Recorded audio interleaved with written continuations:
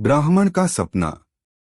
एक गांव में स्वभाव कृपन नामक ब्राह्मण रहता था। वह घर घर जाकर भिक्षा मांगता और भिक्षा में प्राप्त अन्न से अपना जीवन निर्वाह किया करता था। भिक्षा में प्रायः उसे गेहूं का आटा मिलता था, जिसमें से वह थोड़ा भाग खाता और शेष को एक घड़े में भरकर घड़े को रस्सी की सहायता से एक खूंटी पर टांग दिया करता था।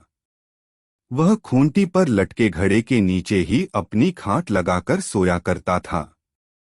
खाट पर लेटे लेटे वह तब तक उस घड़े को देखता रहता था जब तक उसे नींद नहीं आ जाती थी। एक रात वह सोते सोते सपना देखने लगा। सपने में उसने देखा कि उसका घड़ा गेहूं के आटे से पूरा भर गया है। वह अकाल का समय है। इस अवसर का लाभ उठाकर उसने अपना गेहूं का आटा अच्छे दाम में बेचकर कुछ धन कमा लिया है। उस धन से उसने 2 बकरियां खरीद ली हैं। धीरे धीरे बकरियों की संख्या बढ़ने लगी है और उसके पास बकरियों का झुंड हो गया है। बकरियों को बेचकर उसने 2 गाय खरीद ली हैं और गाय का दूध बेचने लगा है। दूध बेचकर हुए लाभ से उसने कुछ भैंस खरीद ली है, फिर कुछ घोड़े। उसने घोड़ों का व्यवसाय प्रारंभ कर लिया है, जो दिन दूनी रात चौगुनी तरक्की कर रहा है। उसके पास धनधान्य की उसे कोई कमी नहीं रह गई है। वह एक आलीशान कोठी का मालिक है और गांव का एक धनवान सेठ बन गया है।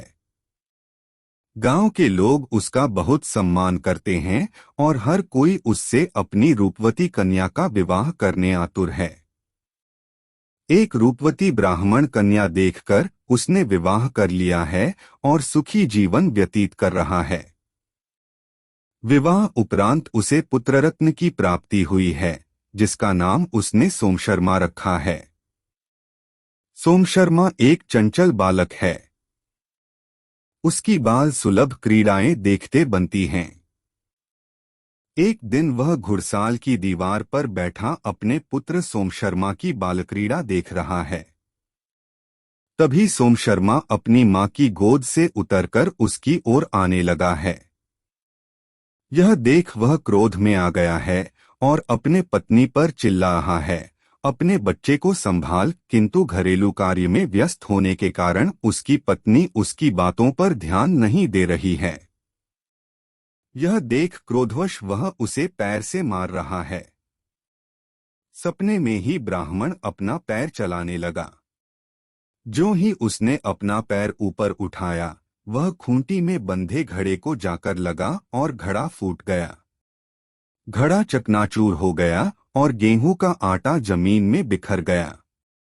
ब्राह्मण ने सपने में जो हवाई किले बनाए थे, वो भी टूटकर बिखर गए। सीख शेख चिल्ली के समान हवाई किले मत बनाओ।